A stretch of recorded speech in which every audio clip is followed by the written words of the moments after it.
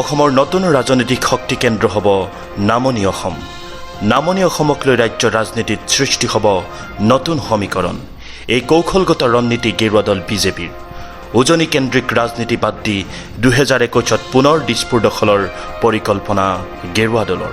স্বাধীনতাৰ পিছৰে পৰা দীৰ্ঘকাল অসমৰ ৰাজনীতিৰ কেন্দ্ৰবিন্দু হৈ থকা উজনি আৰু মধ্য অসমৰ পৰা ৰাজনৈতিক শক্তি কেন্দ্ৰ স্থানান্তৰৰ ৰণকৌশল আৰম্ভ কৰিছে গেৰুৱা দল বিজেপিয়ে।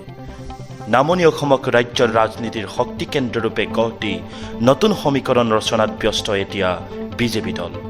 প্ৰধান বিৰোধী দল কংগ্ৰেছে যিদৰে উজনি কেন্দ্ৰিক ৰাজনীতিত অত্যাধিক গুৰুত্ব আৰোপ কৰি আহিছে, ঠিক সেইদৰে গেৰুৱা দল বিজেপিৰ বাবে ৰাজনীতিৰ নতুন কেন্দ্ৰবিন্দু হ'ব নামনি অসম।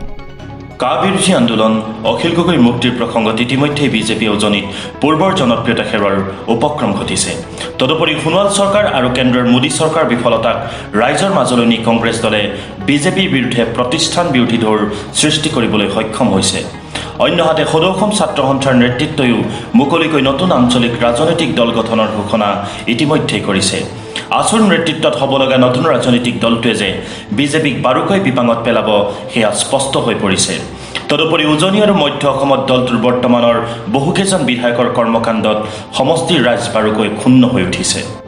অন্যহাতে উজনি অসমৰ ভালেকেইখন গুৰুত্বপূৰ্ণ তৈলক্ষেত্ৰ ব্যক্তিগত খণ্ডক গতাই দিয়াৰ বাবে বিজেপিয়ে উজনিত হেৰুৱাইছে পূৰ্বৰ জনপ্ৰিয়তা। সেয়েহে বিজেপিক 2022 চনত পুনৰ দিছপুৰ দখলৰ বাবে প্ৰয়োজন হৈছে এক নতুন সমীকৰণৰ।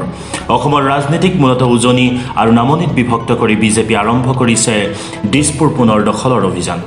তদুপৰি মিত্ৰদল অগপৰ প্ৰতিষ্ঠাপক সভাপতি প্ৰফুল্ল কুমাৰ মহন্ত হৈ পৰিছে বিজেপিৰ বাবে মূৰৰ কামোৰণি স্বৰূপ। নাগৰিকত্ব সংশোধনী আইনৰ বাবে চৰকাৰক মাজে সময়ে কঠোৰ সমালোচনা কৰা মহন্ত হৈ পৰিছে বিজেপিৰ বাবে অন্যতম হেঙাৰ।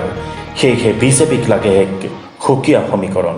ৰাজনৈতিক ইতিহাসলৈ লক্ষ্য কৰিলে দেখা যায় যে স্বাধীনতাৰ পিছত শৰৎচন্দ্ৰ সিংহ, চৈয়দা আনোৰা তাইমুৰ আৰু ডাক্তৰ ভূমিধৰ বৰ্মনৰ বাহিৰে কোনো মুখ্যমন্ত্ৰীয়ে নামনি অসমক প্ৰতিনিধিত্ব কৰা নাই। সেয়েহে বিজেপিৰ বাবে নামনি অসম হৈ পৰিছে নতুন শক্তিৰ উৎস।